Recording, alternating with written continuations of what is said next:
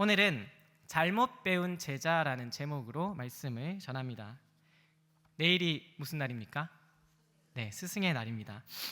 스승의 역할은 인생에 있어서 너무나 중요합니다.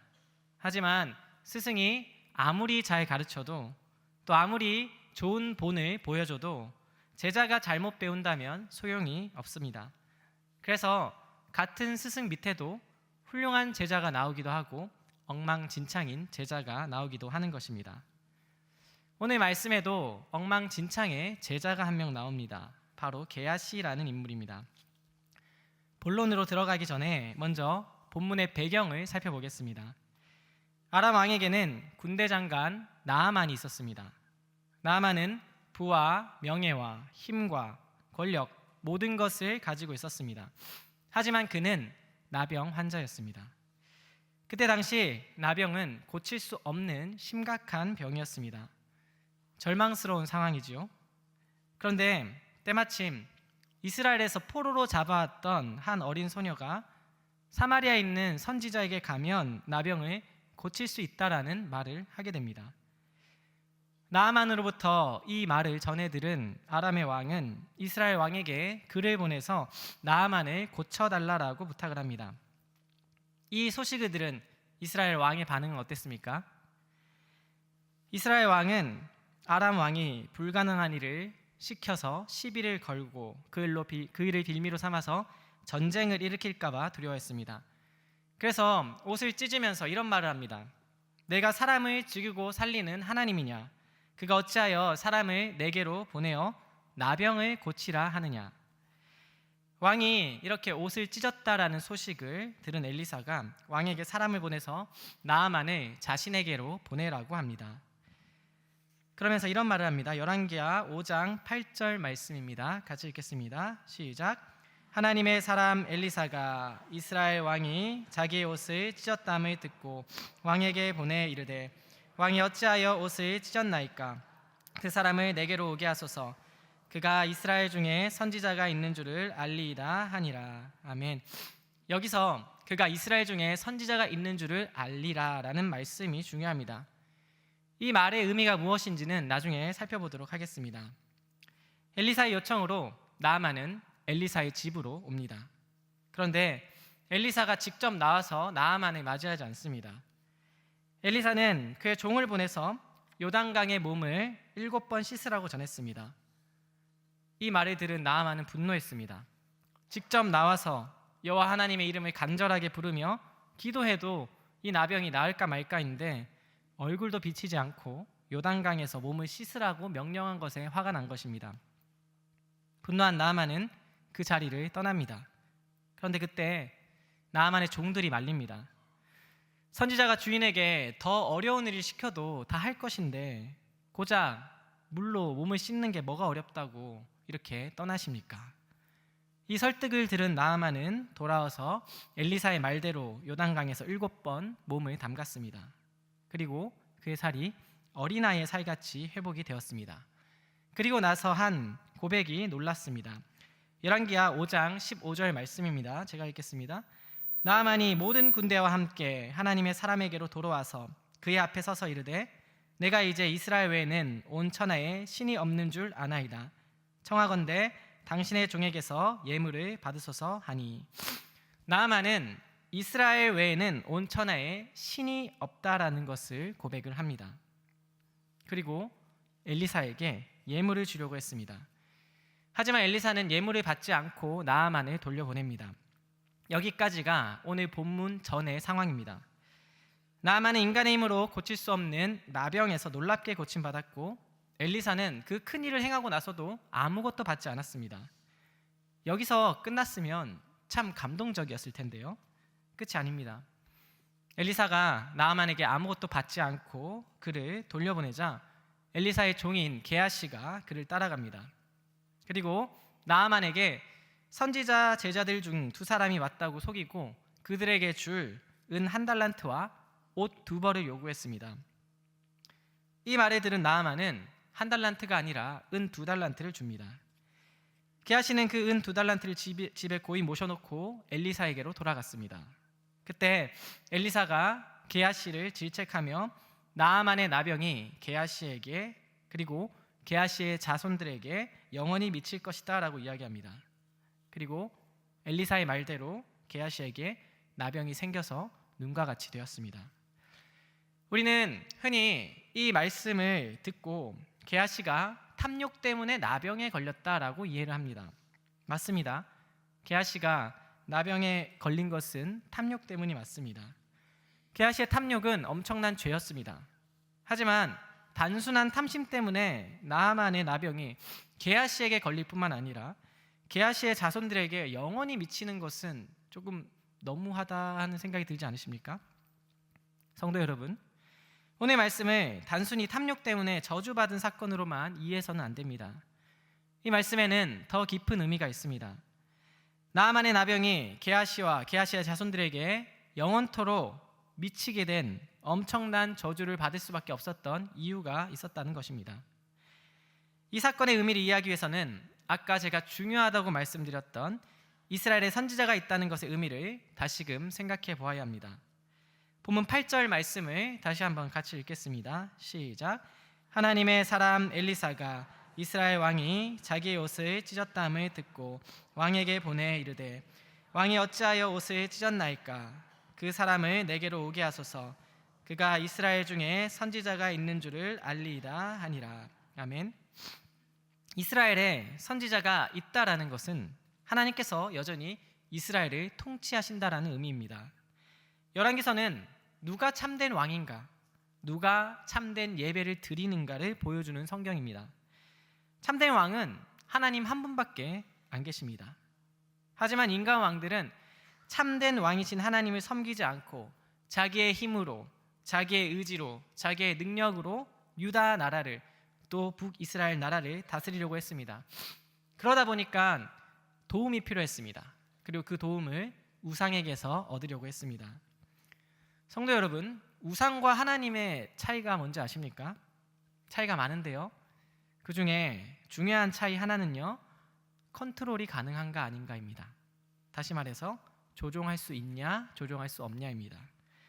우리는 하나님을 조종할 수 없습니다. 하나님께서 우리를 하나님의 뜻대로 인도하십니다. 하지만 우상은 다릅니다. 내가 우상에게 엄청난 열정을 퍼부으면 우상은 그 열정에 합당한 보상을 나에게 해주어야 합니다. 내가 우상을 위해서 자식을 불 가운데 지나게까지 하는 그런 열정을 보인다면 우상은 그 열정에 합당한 보상을 저에게 해 주어야 합니다. 엄청난 돈을 지불하면 우상은 그 돈에 합당한 정성을 보여야 합니다. 그래야 우상을 섬기는 것입니다. 우상 숭배는 이처럼 철저하게 계산적인 관계입니다. 기브 앤 테이크가 우상 숭배의 기본 원리입니다. 하지만 우리 하나님은 그런 식으로 움직이지 않으십니다. 누가 주께 먼저 드려서 갚으심을 받겠느냐? 아멘. 하나님한테 뭔가를 먼저 드리신 분이 계십니까? 누가 하나님한테 무언가를 먼저 드리고 하나님, 제가 이거 드렸으니까 저에게 이걸 해주세요 요구할 수 있는 사람은 아무도 없습니다. 하나님께서 먼저 주셨습니다.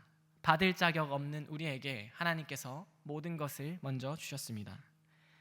이는 만물이 주에게서 나오고 주로 말미암고 주에게로 돌아갑니다. 그에게 영광이 세세에 있을지어다. 아멘.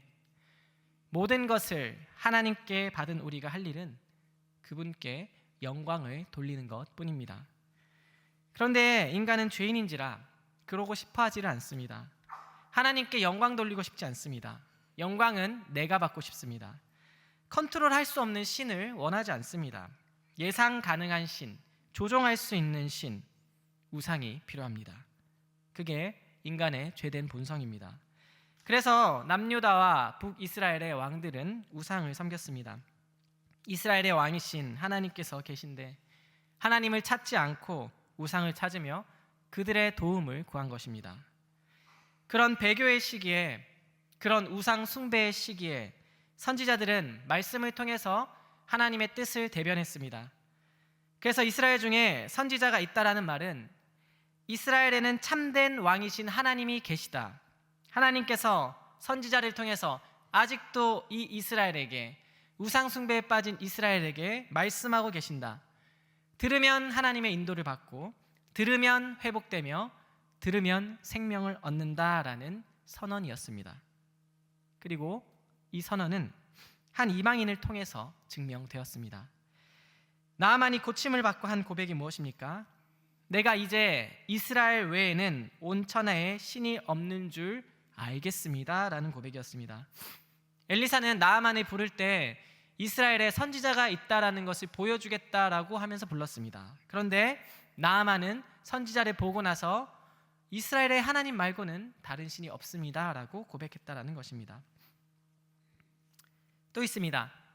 나아만이 고침받은 사건은 성전 봉헌식 때 솔로몬 왕이 드렸던 기도의 성취이기도 합니다. 열왕기상 8장 41절에서 43절입니다. 또 주의 백성 이스라엘에 속하지 아니한 자 곧 주의 이름을 위하여 먼 지방에서 온 이방인이라도 그들이 주의 크신 이름과 주의 능하신 손과 주의 펴신 팔의 소문을 듣고 와서 이 성전을 향하여 기도하거든 주는 계신 곳 하늘에서 들으시고 이방인이 주께 부르짖는 대로 이루사 땅의 만민이 주의 이름을 알고 주의 백성 이스라엘처럼 경외하게 하시오며 또 내가 건축한 이 성전을 주의 이름으로 일컫는 줄을 알게 하옵소서. 아멘.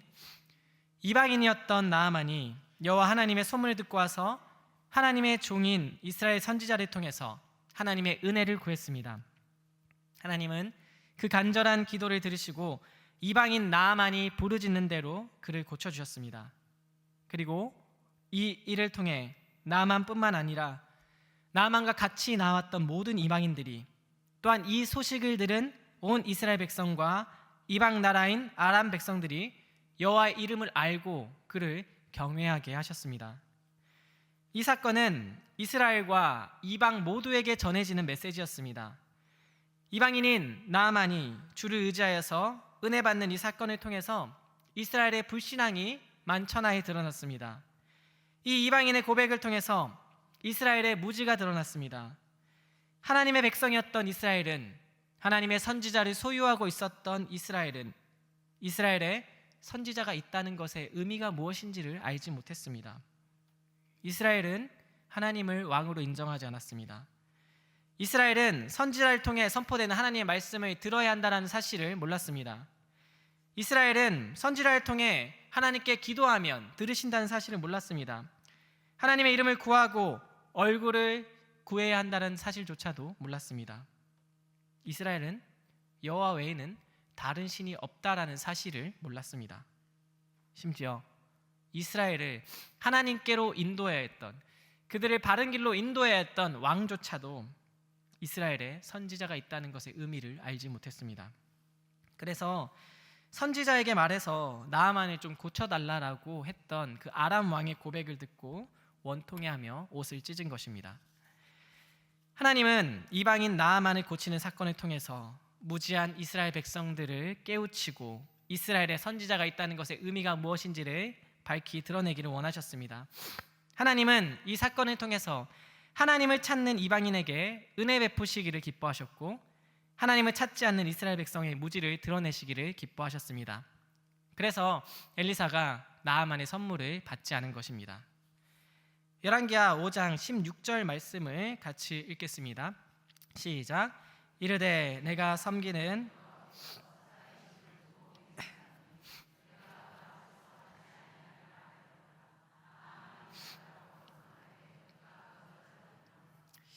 이 시기는 가뭄의 시기였습니다. 열왕기상 4장 38절을 보면 엘리사가 다시 길갈에 이르니 그 땅에 흉년이 들었는데 라고 적혀 있습니다. 다 같이 굶고 있는 시기였다는 것입니다. 다 같이 굶고 있는 시기에 하나님의 일을 하려면 뭘 좀 받아도 되는 거 아니겠습니까? 그런데 엘리사는 왜 이런 흉년의 시기에 예물을 받지 않았을까요? 그것도 왜 여호와께서 살아계심을 두고 맹세하면서까지 받지 않았을까요? 감사를 받으셔야 할 분은 오직 하나님 한 분뿐이시기 때문입니다. 엘리사가 선물을 받으면 하나님께서 이 기적을 통해서 드러내시고자 하는 그 메시지가 희석되기 때문입니다. 이 일을 통해서 하나님만 영광을 받으셔야 이스라엘의 선지자가 있다는 것의 의미가 무엇인지 온 천하에 밝히 드러나기 때문입니다. 하나님이 여전히 이스라엘을 통치하고 계십니다. 선지자에게 구하면 하나님께서 들으십니다. 선지자를 통해 선포되는 하나님의 말씀을 들으면 회복이 됩니다. 그리고 그 회복은 공짜입니다. 내가 노력해서 얻은 것이 아니라 하나님께서 전적인 은혜로 부어주신 것입니다. 이 메시지가 분명히 드러나야 하기 때문에 선물을 받지 않은 것입니다. 나아만은 이 사건을 통해서 복음을 만나게 됩니다. 이 사건 이전에 나아만은 철저한 우상 숭배자였습니다. 아까 우상의 특징이 뭐라고 했습니까? 네, 내 맘대로 조종할 수 있는 겁니다. 나아만은 아람의 군대 장관이었습니다. 그의 주인 앞에서 크고 존귀한 자였습니다. 그는 용사였습니다. 나아만이 못할 일이 뭐가 있었겠습니까? 나아만은 자기의 힘과 자기의 능력과 자기의 명성과 자기의 권력으로 자기가 원하는 모든 것을 얻으며 살았습니다. 그런데 나병을 고칠 수가 없었습니다. 우상 숭배의 방법인 기브 앤 테이크로는 나병을 고칠 수 없었습니다. 그 능력 있고 대단한 나아만이 나병 앞에서 철저히 무능력한 존재가 되었습니다. 성도 여러분, 철저하게 무능력한 자만이 은혜로 받을 수 있습니다. 나아만은 은혜가 은혜인 것을 알아야 했습니다. 엘리사는 이 같은 하나님의 뜻을 분명히 알리기 위해서, 나아만이 은혜를 알게 하기 위해서 예물을 받지 않았습니다. 그런데 게하시가 이 은혜의 정면으로 반기를 들었습니다. 20절 말씀을 같이 읽겠습니다. 시작. 하나님의 사람 엘리사의 사환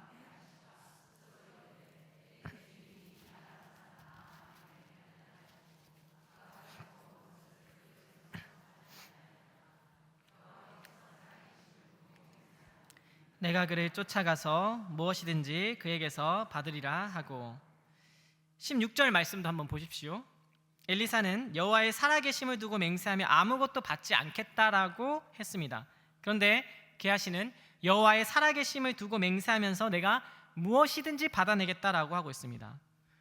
엘리사의 생각에 정면으로 반기를 든 것입니다. 너무나 악한 생각입니다. 게하시는 대체 왜 이랬을까요? 이 상황을 이해하기 위해서 신명기 말씀을 이해해야 합니다. 신명기 32장 21절입니다.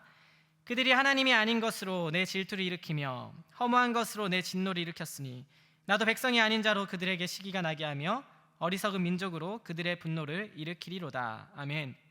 하나님은 이스라엘 백성이 하나님 아닌 것으로 거짓된 우상들로 썩어지고 죽어있는 그 우상들로 하나님을 질투하게 할 때 이방인에게 복을 내리심으로 이스라엘의 분노를 일으키고 그들을 질투나게 할 것이다 라고 말씀하셨습니다. 이스라엘이 도저히 하나님의 말씀을 듣지 않으니까 이방인에게 복을 주어서 이스라엘의 질투를 일으키겠다는 것입니다.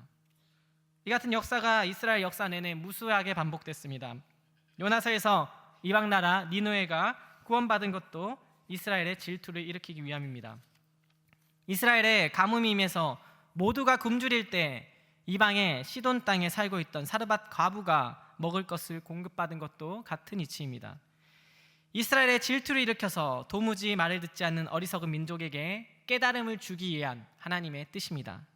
제발 좀 돌아와라. 제발 좀 정신을 차려라. 하나님 아버지의 간절한 외침입니다. 예수님의 말씀에도 이 같은 의도를 분명히 알 수 있습니다. 누가복음 4장 25절에서 27절입니다. 내가 참으로 너희에게 이르노니 엘리야 시대에 하늘이 3년 6개월간 닫히어 온 땅에 큰 흉년이 들었을 때 이스라엘에 많은 과부가 있었으되 엘리야가 그중 한 사람에게도 보내심을 받지 않고 오직 시돈 땅에 있는 사렙다의 한 과부에게 뿐이었으며 또 선지자 엘리사 때에 이스라엘에 많은 나병 환자가 있었으되 그 중에 한 사람도 깨끗함을 얻지 못하고 오직 수리아 사람 나만 뿐이었느니라. 아멘. 이스라엘에 수많은 과부가 있었음에도 불구하고 시돈 땅에 있는 사르밧 과부만 하나님의 공급하심을 받았습니다. 이스라엘에 수많은 나병 환자가 있음에도 불구하고 그 수많은 나병 환자 한 명도 깨끗함을 받지 못했는데 오직 아람 사람 나아만만이 치료를 받았습니다. 이것은 이스라엘을 질투나게 해서 하나님께 돌아오라고 하시는 그 하나님의 뜻이자 하나님의 메시지였습니다. 그런데 인간은요, 너무나 악해서 하나님의 목적을 알고도 하나님의 뜻을 알고도 삐딱하게 반응할 수 있습니다. 요나가 하나님의 목적을 알면서도 하나님의 뜻을 알면서도 반응했던 대표적인 인물입니다. 게하시도 마찬가지입니다. 아람은 이스라엘에게 원수와 같은 민족이었습니다. 그 원수와 같은 민족의 영웅이 나아만이었습니다. 나아만은 민족의 원수의 군대 장관이었습니다. 그런 사람을 하나님께서 이스라엘의 하나님이라고 자칭하시는 그 하나님께서 고쳐주셨다는 겁니다. 게하시 입장에서는 화가 날 만도 하지 않습니까? 조선시대를 한번 상상해 볼까요? 우리 민족의 원수 도요토미 히데요시, 도요토미 히데요시의 군대 장관이 있다라고 상상해 보겠습니다. 그런데 하나님께서 그 군대 장관을 고쳐주신다면 어떤 기분이 들겠습니까? 이 조선 땅에 죽어가고 있는 수많은 백성이 있는데, 이 조선 땅에 나병으로 고통받고 있는 수많은 백성들이 있는데 하나님께서 한 명도 안 고쳐주시고 일본의 군대 장관을 고쳐주신다면 어떤 기분이 드시겠습니까? 게하시는 그것에 분노한 것입니다. 인정할 수가 없었던 것입니다. 하나님의 백성인 이스라엘 백성 중에는 아무도 고침을 못 받았는데 이방인이 고침받았다라는 사실을 참을 수가 없었습니다. 그것도 공짜로 아무것도 안 하고 아무것도 내지 않고 고침받았다는 것을 견딜 수 없었습니다. 본문 20절 한번 보십시오. 게하시가 말합니다. 내 주인이 이 아람 사람 나아만에게 면하여 주고 그가 가지고 온 것을 그의 손에서 받지 아니하였도다. 엘리사가 나아만 사람이 마땅히 내야 할 그 값을 면제해 줬다라는 것입니다. 그냥 고쳐주면 안 되는데 돈을 받고 그것도 많이 받고 고쳐줘야 되는데 그냥 고쳐준 것이 문제라는 것입니다. 그래서 여호와의 살아계심을 두고 맹세하면서 내가 반드시 어떤 것이든지 받아내겠다라고 말하는 것입니다. 하나님의 은혜가 공짜일 수가 없다. 특히 너 같은 이방인에게 하나님의 은혜가 공짜여서는 안 된다라는 것을 가르쳐주고자 했던 것입니다. 나아만은 조건이 없는 하나님의 은혜를 경험한 사람입니다. 나아만은 조건 없는 하나님의 은혜를 경험하고 놀랐을 것입니다. 전 재산을 주고도 고칠 수 없었던 나병을 하나님께서 고쳐주셨습니다. 그것도 아무런 대가를 받지 않고 고쳐주셨습니다. 이 나병을 고칠 수만 있다면 집이라도 팔아서 갖다 바칠 텐데 아무것도 받지 않고 고침을 받았습니다. 놀라지 않았겠습니까? 그래서 놀라워하며 이 땅에 여호와 하나님 말고 이런 신이 어디 있겠냐 놀라워하며 집에 돌아가는 길이었습니다. 그런데 게하시가 쫓아와서 돈을 요구합니다. 그때 나아만이 무슨 생각을 했겠습니까? 그렇지. 그럼 그렇지. 공짜일 리가 없지. 이렇게 큰 은혜가 공짜여서는 안 되지. 이렇게 생각하지 않았겠습니까? 물론 나아만이 감사함으로 기쁨으로 게하시가 요구하는 것보다 더 많은 예물을 주었습니다. 하지만 게하시의 그 행동 때문에 나아만은 하나님의 은혜를 오해하게 되었을 것입니다. 열왕기상 16장에 보면 이스라엘의 오므리 왕이 은 2달란트로 사마리아에 있는 산을 사는 장면이 나옵니다. 혹시 집에 산 갖고 계신 분 계십니까? 은 2달란트면요 산을 살 수 있습니다. 엄청난 돈을 받았다는 것입니다. 구약학자 김진수 교수는 이렇게 얘기했습니다. 게하시의 행위는 청렴한 선지자의 인격에 오명을 씌우고 거룩하신 하나님의 명예를 심각하게 손상한 것이다. 게하시는 하나님의 명예를 손상시키고 하나님을 오해하게 만들었습니다. 게하시는 하나님께서 공짜로 오직 은혜로 베푸신 그 사랑을 산을 살 수 있을 정도의 엄청난 값을 지불해야만 받을 수 있는 사랑으로 바꿔버렸습니다. 다시 말해서 하나님의 절대적인 은혜의 복음을 거부하고 하나님의 복음을 왜곡시켰다는 것입니다. 게하시는 다른 복음을 만들었습니다. 이 사실을 안 엘리사는 게하시를 이렇게 책망합니다. 본문 26절입니다. 엘리사가 이르되 한 사람이 수레에서 내려 너를 맞이할 때 내 마음이 함께 가지 아니하였느냐. 지금이 어찌 은혜 받으며 옷을 받으며 감람원이나 포도원이나 양이나 소나 남종이나 여종을 받을 때이냐. 아멘. 지금 무슨 때입니까? 왕이신 하나님을 버리고 이스라엘이, 하나님의 백성 이스라엘이 배교하고 있는 우상 숭배의 시기입니다. 컨트롤할 수 없는 신은 필요 없다. 내 노력으로, 내 지혜로, 내 열심으로 조정 가능한 우상이 필요하다 생각하며 자기 자신의 능력을 의지하며 살아가는 악한 시대, 어둠의 시대였습니다. 이 시기에 필요한 것은 복음입니다. 오직 은혜, 오직 하나님께 영광, 오직 성경, 이 복음이 필요합니다. 하지만 이스라엘 백성들은 그것을 모르고 하나님을 찾지 않았습니다. 지금은 도무지 하나님의 은혜를 사모하지도 받아들이지도 않는 이스라엘 백성들을 깨워야 하는 그런 시기입니다.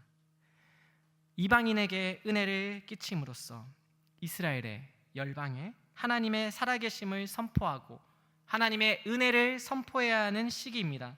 그런데 이 시기에 하나님의 복음을 정면으로 거스르고 은혜만으로는 안 된다, 대가를 지불해야 한다라는 메시지를 전달했으니 이 죄가 얼마나 큰 죄가 되겠습니까? 그래서 게하시가 하나님으로부터 엄청난 저주를 받은 것입니다. 본문 27절입니다. 그러므로 나아만의 나병이 내게 들어 내 자손에게 미쳐 영원토록 이르리라 하니 게하시가 그 앞에서 물러나오매 나병이 발하여 눈같이 되었더라. 아멘. 나아만의 나병이 게하시에게 임하고 게하시의 자손들에게 영원히 임하게 되었습니다. 그가 저주를 받은 것은 탐욕 때문이지만 단순히 탐욕 때문이 아닙니다. 그가 저주를 받은 것은 값 없는 은혜를 값을 치룬 은혜로 바꿔버렸기 때문입니다. 하나님의 복음을 변질시켰기 때문입니다. 그가 다른 복음을 전했기 때문입니다. 성경은 다른 복음을 전하는 자가 저주를 받을 것이다 라고 선언합니다. 갈라디아서 1장 8절 9절 말씀 같이 읽겠습니다. 시작. 그러나 우리나 혹은 하늘로부터 온 천사라도 우리가 너희에게 전한 복음 외에 다른 복음을 전하면 저주를 받을지어다. 우리가 전에 말하였거니와 내가 지금 말하노니 만일 누구든지 너희가 받은 것 외에 다른 복음을 전하면 저주를 받을지어다. 아멘. 우리는 이 사건을 통해서 게하시의 탐심만을 봐서는 안 됩니다. 게하시의 근본적인 문제를 봐야 합니다. 하나님을 버리고 하나님을 찾지 않던 이스라엘 민족을 깨닫게 하시기 위해서 이방인을 고치시면서 이스라엘을 질투하게 하셨던 그 하나님을 대적한 게하시의 죄를 보아야 합니다. 하나님을 찾고 하나님의 말씀을 듣는 자라면 비록 이방인이라 할지라도 조건 없이 은혜를 베푸시는 그 하나님의 놀라운 은혜를 값비싼 대가를 치러야 하는 은혜로 바꿔버린 게하시의 죄를 보아야 합니다. 예수님은 게하시 같은 사람들을 향해서 이렇게 말씀하셨습니다.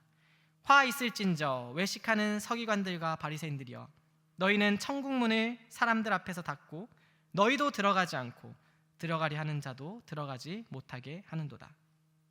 너희도 들어가지 않고 들어가려고 하는 자를 못 들어가게 하는 사람은요, 화가 있을 것입니다.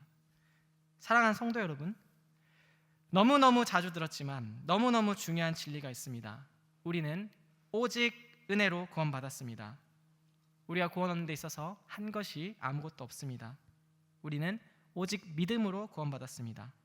이것이 복음입니다. 이 복음은요, 우리를 부끄럽게 하지 않습니다. 그런데 왜 한국교회는 지난 오랜 시간 동안 세상 앞에서 부끄러움을 당해했습니까? 복음이 우리를 부끄럽게 했습니까? 우리가 다른 복음을 전한 것 아닙니까? 복음에 다른 무언가를 더하려 해서는 안 됩니다. 물론 오직 은혜로 구원받는다는 말은 우리의 상식으로 이해가 안 되는 말입니다. 우리가 한 게 없는데 이 큰 은혜, 구원이라는, 생명이라는 은혜를 받는 게 이해가 안 됩니다.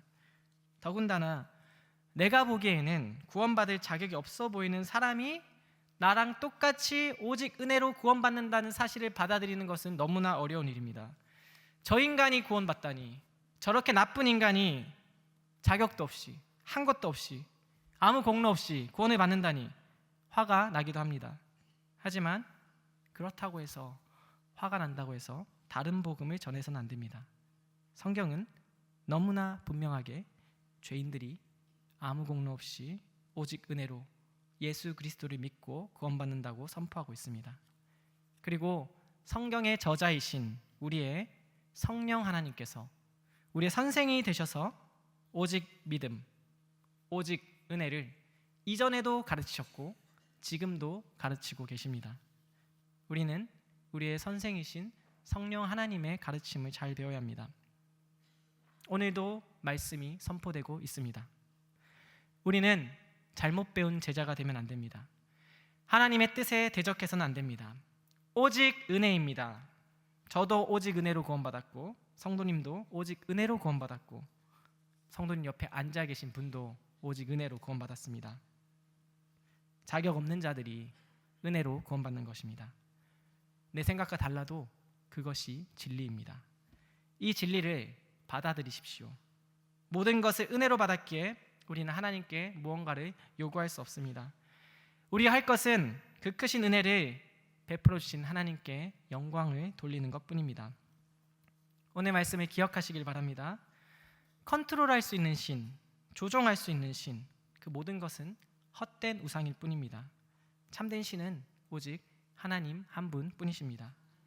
우리의 참된 왕이신 하나님께 구하면 들으십니다.